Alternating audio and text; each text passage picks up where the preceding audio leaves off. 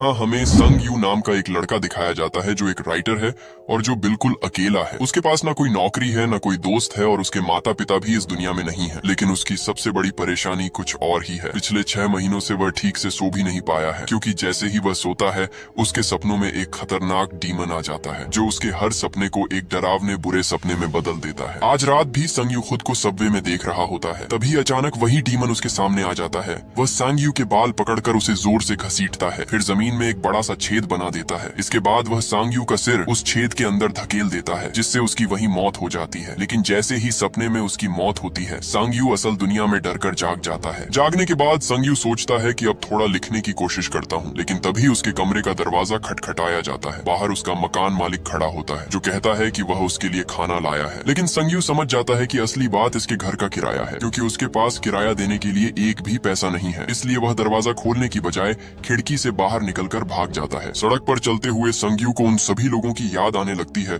जिनसे वह अपने अजीब सपनों के बारे में बात कर चुका है। किसी ने खुद को डॉक्टर बताया, किसी ने साइकोलॉजिस्ट, किसी ने साइंटिस्ट, तो कोई धर्म की बातें करने वाला इंसान था। हर किसी ने उसे सपनों के बारे में अलग अलग बात बताई, लेकिन किसी के पास ऐसा जवाब नहीं था जिससे उसकी परेशानी सच में खत्म हो सके। कुछ देर बाद संग यू एक खाने की दुकान पर रुकता है। वहाँ वह बिना अंडे वाला क्रेप मांगता है, क्योंकि उसके पास सिर्फ उतने ही पैसे होते हैं। लेकिन दुकान वाला उसकी हालत देखकर चुपचाप उसमें एक अंडा भी डाल देता है और कहता है कि यह उसकी तरफ से है। संग यू उसके इस अच्छे बर्ताव को देखकर हल्का सा मुस्कुरा देता है। जब तक क्रेप बन रहा होता है, संग यू सामने वाली कैफे की तरफ देखने लगता है। वहाँ हुआ एयर काम करती है। संग यू कई सालों से उसे पसंद करता है। उसे याद आता है कि पहली बार उसने हुआ एयर को एक बार में देखा था, जहाँ वह अपने बैंड के साथ गाना गा रही थी। उसकी प्यारी आवाज सुनने के बाद सांग यू उसे कभी भूल ही नहीं पाया। क्रेप तैयार होने के बाद सांग यू बैठकर उसे खाने लगता है, लेकिन तभी अचानक उसका मैनेजर सांजी वहाँ पहुँच जाता है। उसे देखते ही सांग यू डरकर भागने लगता है। भागते समय उसका क्रेप भी नीचे गिर जाता है, लेकिन भूखा और कमजोर होने की वजह से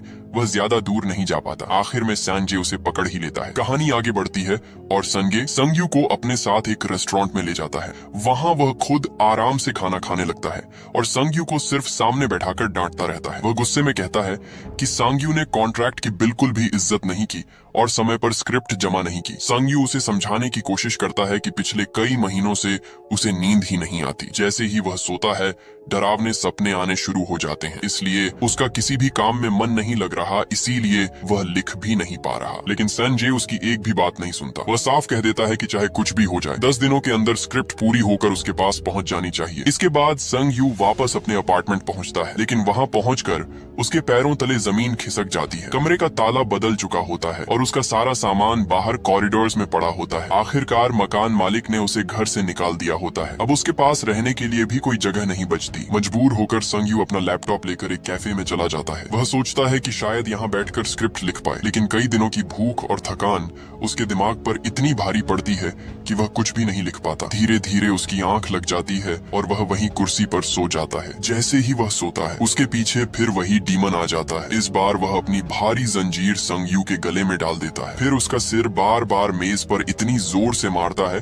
कि आखिर में उसकी मौत हो जाती है। लेकिन हमेशा की तरह जैसे ही सपने में उसकी जान जाती है, संग यू अचानक डर कर जाग जाता है। सुबह आंख खुलते ही उसे एक और बड़ा झटका लगता है। उसका लैपटॉप गायब होता है। कोई उसे चुरा चुका होता है। अब उसके पास न रहने की जगह है और न ही काम करने का सामान। धीरे धीरे सांग यू को ऐसा महसूस होने लगता है कि अब वह सपनों और असली दुनिया में फर्क भी नहीं कर पा रहा है। पूरी तरह टूट चुका संग यू अपने मैनेजर सांगे को एक मैसेज भेजता है। उसमें वह लिखता है कि अब वह अपनी जान देने वाला है और अपने माता पिता के पास वापस जा रहा है। इसके बाद वह हुआईयर की कैफे के सामने वाली इमारत की छत पर पहुंच जाता है। वहां से वह आखिरी बार हुआईयर को देखता है और इमारत के किनारे पर खड़ा होकर नीचे कूदने की तैयारी करने लगता है। लेकिन तभी नीचे क्रेप बेचने वाला वही आदमी उसे देख लेता है। वह जल्दी से छत पर आता है और संग यू को मुफ्त में खाना देता है। भूखा संग यू बिना कुछ बोले खाना खाने लगता है। इसके बाद दोनों मौत और सपनों के बारे में बात करने लगते हैं। वह आदमी कहता है कि हर इंसान की इन दोनों चीजों को लेकर अपनी अलग सोच होती है। फिर वह संग यू को एक सलाह देता है। वह कहता है कि अगली बार जब भी तुम्हें ऐसा डरावना सपना आए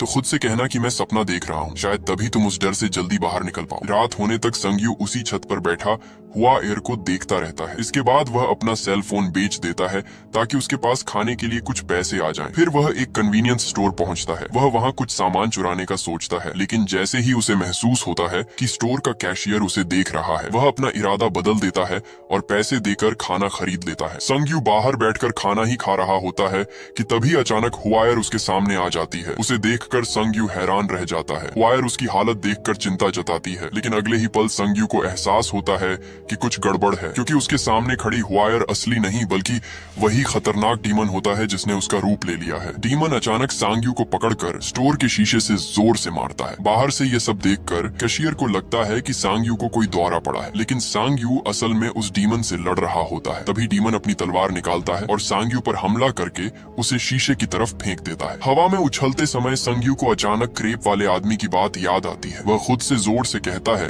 कि मैं सपना देख रहा हूँ। इतना कहते ही वह तुरंत जाग जाता है, लेकिन इस बार कुछ अजीब होता है। असली दुनिया में भी उसका शरीर टूटे हुए शीशे के बीच उड़ रहा होता है। फर्क सिर्फ इतना होता है कि उसके शरीर में तलवार नहीं लगी होती, लेकिन डीमन की वही तलवार उसके हाथ में होती है। कैशियर ने एम्बुलेंस बुला ली होती है, लेकिन सांग यू वहाँ रुकने की बजाय तुरंत भाग जाता है। पूरी रात वह एक पार्क में बैठा रहता है। वह बार बार उस तलवार को देखता है और खुद को यकीन दिलाता है कि इस बार वह सच में जाग चुका है और अभी भी कोई सपना नहीं देख रहा। सुबह होते ही संग यू उस तलवार को बेचने के लिए फ्ली मार्केट पहुंचता है। वहाँ जितने भी खरीदार उसे देखते हैं सभी उस तलवार को खरीदने के लिए उतावले हो जाते हैं। तभी संग यू समझ जाता है कि उसके हाथ में कोई बहुत कीमती चीज है, इसीलिए वह वहाँ बेचने की बजाय उसे एक पॉन शॉप में ले जाता है। पॉन शॉप का मालिक तलवार को ध्यान से देखता है और उसकी असली कीमत बताता है। वह संग यू को पूरे 20,000 देता है। इतने पैसे हाथ में आते ही संग यू बिना समय गंवाए अपनी जिंदगी बदलना शुरू कर देता है। वह नया कंप्यूटर खरीदता है, अच्छे रेस्टोरेंट में खाना खाता है और एक शानदार होटल में कमरा लेकर रहने लगता है। रात होते ही संग यू स्लीपिंग पिल्स खाकर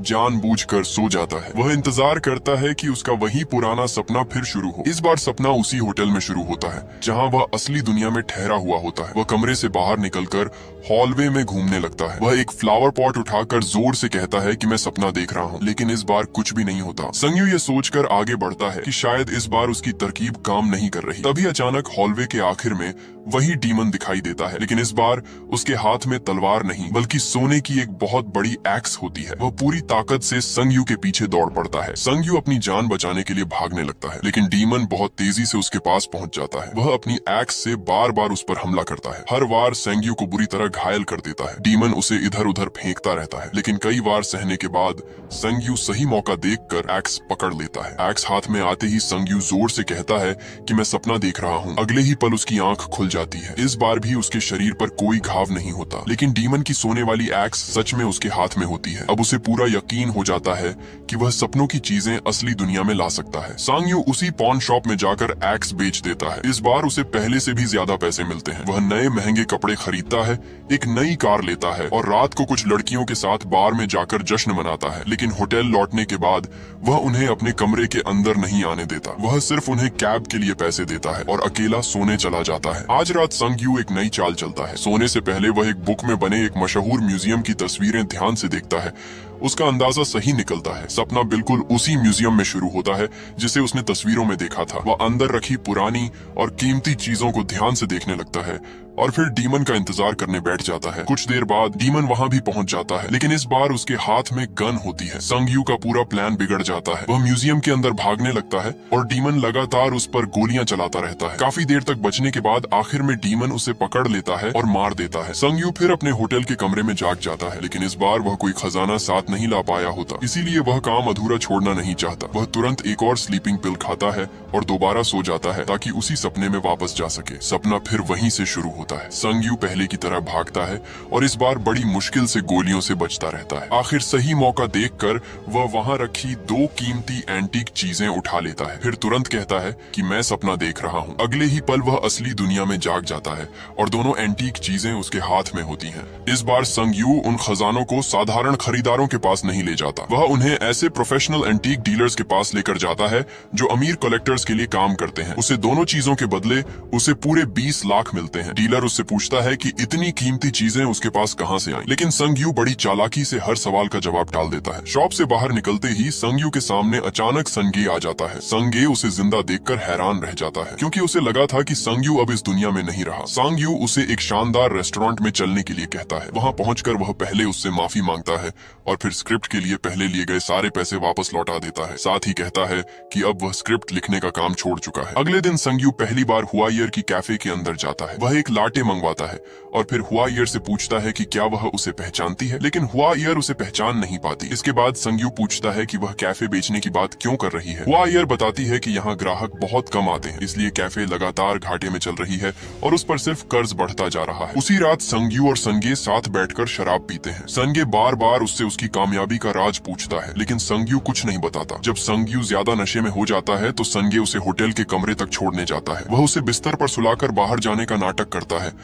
लेकिन थोड़ी देर बाद चुपके से वापस लौट आता है। सन के कमरे में आकर संग्यू का वॉलेट और चेकबुक देखने लगता है। तभी अचानक संग्यू की आंख खुल जाती है। उसके हाथ में सोने की भारी चेन्स होती हैं, जिन्हें देखकर सांगे सब समझ जाता है। अब वह सांग्यू से कहता है कि उसे भी इस काम में साथ रख ले। वह वादा करता है कि वह उसकी पूरी मदद करेगा। संग्यू कुछ देर सोचने के बाद उसकी बात मान लेता है। अगले दिन संग्यू हुआईयर की कैफे खरीद लेता है, लेकिन वह कैफे अपने पास रखने की बजाय हुआईयर से कहता है कि वही पहले की तरह इसे चलाए और दोनों मिलकर कमाई बांटेंगे, लेकिन अगर कभी नुकसान हुआ तो उसकी जिम्मेदारी सिर्फ सांग्यू की होगी। हुआईयर उसकी इस मदद से बहुत खुश हो जाती है। अपनी खुशी जताने के लिए हुआईयर उसे डिनर पर बुलाती है। दोनों साथ बैठकर अपने नए बिजनेस की बातें करते हैं। इसी दौरान हुआईयर मुस्कुराकर कहती है कि उसे लगता है संग्यू सिर्फ पैसों की वजह से यह सब नहीं कर रहा, शायद उसके मन में कुछ और भी है। संग्यू उसकी बात सुनकर चुप रह जाता है और मुस्कुरा देता है। इसके बाद संग्यू लगभग हर रात अपने सपनों में जाने लगता है, जबकि बाहर असली दुनिया में संगे उसके सोते हुए शरीर की रखवाली करता है। धीरे धीरे संग्यू अपने सपनों पर पहले से ज्यादा काबू पाने लगता है। एक सपने में वह बैंक तक लूट लेता है। अब वह डीमन का सामना भी करने लगा है और अपने दिमाग से चीजों को इधर उधर हिला सकता है। इतना ही नहीं, वह पहले से कहीं बड़ी चीजें भी सपनों से बाहर लाने लगता है, जिनमें एक लाल रंग की कार भी शामिल होती है। कुछ समय बाद हुआईयर की कैफे ग्राहकों से पूरी तरह भर जाती है, लेकिन इसकी वजह अच्छी किस्मत नहीं होती। संग्यू ने संजय को पैसे देकर सड़क पर चल रहे लोगों को कैफे में भेजने का काम दिया होता है। इसी दौरान संग्यू उस क्रेप वाले आदमी के लिए भी पैसों से भरा एक बैग छोड़ देता है। ये उन सभी मुफ्त के खाने का शुक्रिया होता है जो उसने मुश्किल समय में उसे खिलाया था। कैफे बंद होने के बाद संग्यू और हुआईयर साथ में टहलने निकलते हैं। थोड़ी सी बात करने के बाद ही हुआईयर समझ जाती है कि संग्यू एक स्क्रिप्ट राइटर है। इसके बाद संग्यू हर दिन काम खत्म होने के बाद हुआईयर को उसके घर छोड़ने जाने लगता है। एक रात वह उसे वही लाल कार चलाने के लिए देता है जिसे वह अपने सपने से लेकर आया था। संग्यू कहता है कि यह कार अब उसकी है। इतनी महंगी कार देखकर हुआईयर को लगता है कि संग्यू जरूर बहुत बड़ा और मशहूर स्क्रिप्ट राइटर होगा। रात के शांत रास्तों पर कार चलाते हुए संग्यू को वह दिन याद आता है जब उसने पहली बार हुआईयर को देखा था। उसके शो के बाद उसका अपने एक्स बॉयफ्रेंड से झगड़ा हुआ था और वह रो रही थी। उसी दिन से संग्यू चुपचाप उसे दूर से देखता रहा था। अब संग्यू उसे मूवी देखने चलने के लिए पूछता है। हुआईयर खुशी से मान जाती है, लेकिन फिर मुस्कुराकर पूछती है कि वह दिन कब आएगा जब वह संग्यू की लिखी हुई मूवी भी देखेगी। यह सवाल सुनते ही संग्यू घबरा जाता है। वह नहीं चाहता कि उसका झूठ सामने आए, इसलिए इस बार वह सच में एक स्क्रिप्ट लिखना शुरू कर देता है। स्क्रिप्ट पूरी होने के बाद संग्यू उसे संजी को पढ़ने के लिए देता है और खुद सो जाता है, क्योंकि हुआईयर हर समय उसके दिमाग में रहती है। इसलिए इस बार उसके सपने में हुआईयर की बहुत सारी परछाइयां उसके आसपास होती हैं। संग्यू जल्दी से खुद को जगाने की कोशिश करता है। जैसे ही उसकी आंख खुलती है, वह देखता है कि संजय को स्क्रिप्ट इतनी पसंद आती है कि वह स्क्रिप्ट पढ़कर रो रहा होता है। इसके बाद दोनों एक नया प्लान बनाते हैं। वे उस स्क्रिप्ट को एक मूवी कंपनी को बेच देते हैं। इतना ही नहीं, वह अपनी जेब से भी पैसा लगाने की बात करते हैं ताकि सबसे बड़े स्टार्स को लेकर मूवी बनाई जाए और वह बहुत बड़ी हिट मूवी बने। संग्यू के सम्मान में एक खास डिनर भी रखा जाता है जहां हुआईयर उसके साथ जाती है। उस प्रोग्राम में संग्यू के बारे में एक बड़ी प्रेजेंटेशन दिखाई जाती है। उसमें दावा किया जाता है कि उसने पहले भी कई बड़ी हिट मूवीज लिखी थी, लेकिन दुनिया घूमने की चाहत की वजह से उसने कभी अपना नाम सामने नहीं आने दिया, जबकि यह पूरी कहानी सिर्फ झूठ होती है। लेकिन वहाँ मौजूद सभी लोग उस पर विश्वास कर लेते हैं। कुछ दिनों बाद एक नए सपने में संग्यू एक अजीब जगह पहुंचता है। वहाँ काफी खजाना पड़ा होता है और एक मंक ध्यान में बैठा होता है। संग्यू उसकी कमर से बंधी बेल्ट निकालने की कोशिश करता है, लेकिन जैसे ही उसका हाथ बेल्ट को छूता है, उसका हाथ धीरे धीरे गायब होने लगता है। फिर भी संग्यू हार नहीं मानता और दोबारा कोशिश करता है। जैसे ही संग्यू का हाथ फिर से ठीक होता है, वह दोबारा उस मंक की बेल्ट उतारने की कोशिश करता है। इस बार वह बेल्ट निकालने में कामयाब हो जाता है, लेकिन उसी समय मंक अपनी आंखें खोले बिना दो धुआं निकलती उंगलियों से संग्यू के सीने को छू देता है। सांग यू उस समय इस बात को ज्यादा गंभीरता से नहीं लेता। कुछ ही पल बाद मंक और वह खजाना दोनों धीरे धीरे गायब हो जाते हैं। इस बार हैरानी की बात यह होती है कि डीमन कहीं भी दिखाई नहीं देता। एक रात संग यू हुआयर को उसी छत पर लेकर जाता है जहां उसने कभी अपनी जान देने की कोशिश की थी। वहां उसने उसके लिए खास फायरवर्क्स का इंतजाम किया होता है। रंग बिरंगी रोशनी से पूरा आसमान चमक उठता है। हुआयर मुस्कुराते हुए उससे पूछती है कि क्या वह भी एक दिन अचानक उसी तरह गायब हो जाएगा जैसे अचानक उसकी जिंदगी में आया था। संग यू उससे वादा करता है कि वह उसे कभी छोड़कर नहीं जाएगा। इसके बाद दोनों हुआयर के अपार्टमेंट पहुंचते हैं। हुआयर फ्रेश होने के लिए बाथरूम में चली जाती है। इस बीच संग यू अकेले खड़ा होकर मन ही मन सोचने लगता है कि वह उससे अपने दिल की बात कैसे कहे। लेकिन तभी अचानक उसके सीने में तेज दर्द होने लगता है। वह जल्दी से मिरर के सामने जाता है और देखता है कि उसकी त्वचा पर दो काली धुआं निकलती हुई लकीरें बन चुकी हैं। सांग यू तुरंत वहां से निकलकर अपने अपार्टमेंट पहुंचता है। वहां सांगे कई लड़कियों के साथ पार्टी कर रहा होता है, लेकिन सांग यू किसी से बात किए बिना सीधे अपने कमरे में जाकर सो जाता है। संगे हमेशा की तरह आज रात भी खजाना लेने की तैयारी करता है, लेकिन सांग यू उसे रोक देता है और कहता है कि इस बार वह अकेले ही सोएगा। सपना शुरू होते ही सांग यू खुद को एक बहुत ऊंची और सुनसान बिल्डिंग में पाता है। बैल्कनी के पास कोई रहस्यमय इंसान उसकी तरफ पीठ करके खड़ा होता है। सांग यू धीरे धीरे उसके पास जाता है। जैसे ही वह उसका चेहरा देखता है तो वह चौंक जाता है, क्योंकि वह कोई और नहीं बल्कि उसका दूसरा रूप होता है जो उम्र में बड़ा हो चुका होता है और वह धीरे धीरे गायब हो रहा होता है। सुबह जब संग यू की आंख खुलती है तो उसके कंधे पर एक नया निशान बन चुका होता है। दिन चढ़ने के साथ उसके शरीर पर ऐसे कई और निशान बनने लगते हैं। हर निशान ठीक उसी जगह पर होता है जहां पिछले सपनों में डीमन ने उसे घायल किया था। अब उसे समझ आने लगता है कि सपनों में लगी चोटें धीरे धीरे असली दुनिया में भी असर दिखा रही हैं। अगली सुबह संग यू सलाह लेने के लिए फिर उसी क्रीप वाले आदमी के पास जाने निकलता है, लेकिन वहां पहुंचने से पहले ही एक वैन उसके पास आकर रुकती है। कुछ लोग उसकी आंखों पर बोरा डाल देते हैं, कुछ लोग उसे जबरदस्ती उठाकर अंदर डाल देते हैं और सांग यू समझ ही नहीं पाता कि आखिर उसके साथ क्या हो रहा है। कुछ देर बाद जब सांग यू के सिर से बोरा हटाया जाता है तब वह खुद को एक सुनसान बिल्डिंग के अंदर पाता है। उसके चारों तरफ कई हथियारबंद बदमाश खड़े होते हैं। उनका लीडर चांगे होता है। सांग यू डरते हुए कहता है कि उन्हें जितने पैसे चाहिए वह दे देगा, बस उसे छोड़ दो। काफी देर बात करने के बाद चांगे 10 मिलियन की मांग करता है। मजबूर होकर संग यू तुरंत संगे को फोन करता है और पैसे लेकर आने के लिए कहता है। कुछ समय बाद संजय पैसे लेकर वहां पहुंच जाता है, लेकिन चांगे के आदमी पैसे लेने के साथ साथ उसे भी पकड़ लेते हैं। अब चांगे दोनों को बंधक बनाकर सांग यू पर और दबाव डालने लगता है। कोई दूसरा रास्ता न देखकर सांग यू उन्हें अपने अपार्टमेंट ले जाता है। वहां वह अपना छिपा हुआ कमरा दिखाता है जिसमें उसने सपनों से लाई हुई सारी कीमती एंटीक चीजें छिपा कर रखी होती हैं। चंगे उन सभी खजानों को देखकर हैरान रह जाता है। वह बार बार संग यू से पूछता है कि आखिर इतनी कीमती चीजें उसके पास आई कहां से हैं, लेकिन संग यू हर सवाल का जवाब देने से बचता रहता है। तभी नीचे रिसेप्शन पर हुआयर संग यू से मिलने पहुंच जाती है। रिसेप्शनिस्ट इंटरकॉम पर उसकी आने की खबर देता है। हुआयर की आवाज सुनते ही संग यू जानबूझकर उससे बहुत बुरा व्यवहार करता है ताकि वह अपनी सुरक्षा के लिए वहां से चली जाए। हुआयर उसकी बात सुनकर बहुत दुखी हो जाती है, लेकिन रिसेप्शनिस्ट को लगता है कि संग यू का दरवाजा किसी वजह से खुला रह गया है, इसलिए वह हुआयर को ऊपर जाने देता है। जैसे ही हुआयर लिफ्ट से बाहर निकलती है, एक बदमाश उसे पकड़ लेता है और घसीट कर उसी कमरे में ले आता है जहां संग यू और संगे को बंधक बनाकर रखा गया होता है। चंगे हुआयर का मजाक उड़ाने लगता है। वह कहता है कि संग यू ने उससे हमेशा झूठ बोला है। ये सब देखकर उसके ही एक आदमी को अच्छा नहीं लगता। वह कहता है कि वे यहाँ सिर्फ पैसे लेने आए थे, किसी लड़की को परेशान करने नहीं। उसकी यह बात सुनकर चंगे गुस्से से भर जाता है। वह सोने के नकल्स पहनकर उसी आदमी को बुरी तरह पीटने लगता है। इसी बीच बेहोश पड़ा संजय धीरे धीरे होश में आने लगता है। जब चंगे हुआयर की तरफ बढ़ता है तो हुआयर अपनी जान बचाने के लिए उसे जोर से लात मार देती है। यही मौका देखकर संगे पास रखा एक वासे उठाता है और हुआयर को पकड़े हुए आदमी के सिर पर दे मारता है। दूसरी तरफ संग यू भी उसे पकड़ने वाले बदमाश के हाथ पर काट लेता है और खुद को छुड़ा लेता है, लेकिन भागते समय एक बदमाश चाकू से उसके शरीर पर वार कर देता है। तीनों वहां से भागने लगते हैं। पीछे से चांगे गुस्से में उसी आदमी को गोली मार देता है जिसे उसने पहले पीटा था। संग यू बुरी तरह घायल होने की वजह से ठीक से चल भी नहीं पा रहा होता। फिर भी हुआयर और सांगे उसे सहारा देकर सीढ़ियों की तरफ ले जाते हैं, लेकिन बदमाश उनका पीछा करते हुए जल्दी ही उनके पास पहुंच जाते हैं। सीढ़ियों पर एक बदमाश फिर से संग यू पर चाकू से हमला कर देता है। इस बार संग यू और भी ज्यादा घायल हो जाता है। तभी संगे एक बड़ा फैसला लेता है। वह संग यू और हुआयर से भागते रहने के लिए कहता है और खुद पीछे रुककर उन बदमाशों का ध्यान अपनी तरफ खींच लेता है ताकि दोनों सुरक्षित निकल सकें। लेकिन सांगे एक साधारण इंसान होता है और उसके सामने दो हथियारबंद बदमाश होते हैं। वह ज्यादा देर तक उनका सामना नहीं कर पाता। दोनों मिलकर उसे बेरहमी से पीटते हैं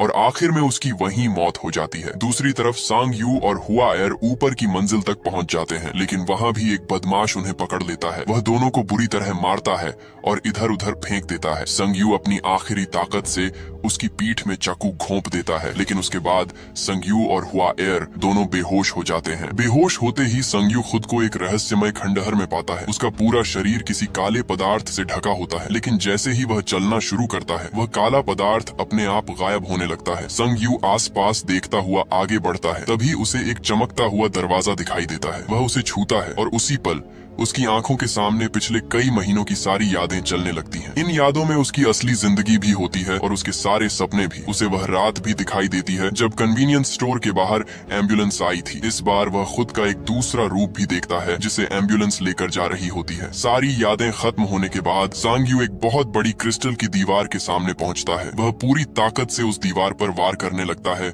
और बार बार कहता रहता है कि मैं सपना देख रहा हूँ, लेकिन लगातार खून बहने की वजह से आखिर में वह बेहोश होकर गिर जाता है। अचानक संग यू के शरीर में अजीब बदलाव शुरू हो जाता है। धीरे धीरे वह खुद उसी खतरनाक डीमन में बदलने लगता है जो हर रात उसके सपनों में आता था। उसके हाथ में एक बड़ा मचेटे आ जाता है। वह पूरी ताकत से क्रिस्टल की दीवार पर हमला करने लगता है। इसी दौरान उसे अपनी जिंदगी की कई पुरानी बातें याद आती हैं, लेकिन इस बार सब कुछ अलग होता है। वह खुद को उन पुरानी घटनाओं में डीमन की जगह देखता है जहां पहले वह चुपचाप सब सहता था। अब वह अपने मकान मालिक और सैन जे पर हमला करता हुआ दिखाई देता है, क्योंकि उसने हमेशा सोचा था कि लोगों ने उसके साथ अच्छा व्यवहार नहीं किया। आखिरकार क्रिस्टल की दीवार टूट जाती है। उसी पल डीमन संग यू के अपार्टमेंट में पहुंच जाता है। दूसरी तरफ संग यू का असली शरीर भी होश में आने लगता है। डीमन बिना किसी दया के सभी बदमाशों को मारना शुरू कर देता है। जरूरत पड़ने पर वह अपनी अजीब गन भी निकाल लेता है और कुछ ही पलों में सारे गुंडों का काम खत्म कर देता है। इसके बाद डीमन सैंग यू की तरफ बढ़ता है। अब उसका अगला निशाना वही होता है। सैंग यू मुश्किल से होश में आता है और धीरे से कहता है कि मैं सपना देख रहा हूँ। जैसे ही वह यह शब्द बोलता है, उसने अब तक सपनों से जो भी एंटीक चीजें असली दुनिया में लाई थीं, वे सब एक एक करके गायब होने लगती हैं। सिर्फ उसके अपार्टमेंट से ही नहीं, बल्कि उन सभी अमीर कलेक्टर्स के पास से भी जहाँ वे बेची गई थी। इसके तुरंत बाद संग यू फिर से बेहोश हो जाता है। जब उसकी आंख खुलती है तो वह खुद को फिर उसी रात कन्वीनियंस स्टोर के बाहर पाता है, जैसे सब कुछ दोबारा शुरू हो गया हो। थोड़ी देर बाद हुआयर उसके पास आती है। इस बार वह उसे कॉन्सर्ट वाली रात से पहचान लेती है। उसकी हालत देखकर उसे उस पर तरस आता है और वह उसे अपने घर चलने के लिए कहती है ताकि वह उसे ठीक से खाना खिला सके। घर पहुंचने के बाद हुआयर उसके लिए नूडल सूप बनाती है। खाना खाते समय वह बताती है कि उसने मैगजीन में सांग यू की लिखी एक कहानी पढ़ी थी। उसे वह कहानी बहुत पसंद आई थी। हुआयर कहती है कि सांग यू में हुनर की कोई कमी नहीं है, उसे सिर्फ एक अच्छे मौके की जरूरत है। जब तक वह मौका नहीं मिलता तब तक वह चाहे तो उसकी कैफे में काम कर सकता है। यह सुनते ही संग यू की आंखों में आंसू आ जाते हैं। वह खुद को रोक नहीं पाता और रोने लगता है। तभी यह भी पता चलता है कि हुआयर को शुरू से ही मालूम था कि संग यू कई बार दूर से उसे देखा करता था, लेकिन उसने कभी इस बात को गलत नहीं समझा, क्योंकि उसे महसूस हो गया था कि संग यू का इरादा बुरा नहीं था। कुछ समय बाद दोनों साथ मिलकर कैफे में काम करने लगते हैं। एक दिन हुआयर उसे एक गिफ्ट देती है। वह गिफ्ट एक नया लैपटॉप होता है ताकि संग यू आराम से अपनी कहानियां लिख सके। इसके बाद सांग यू सांगे से मिलने एक रेस्टोरेंट जाता है। वह उसे पहले लिए हुए सारे पैसे वापस करना चाहता है, क्योंकि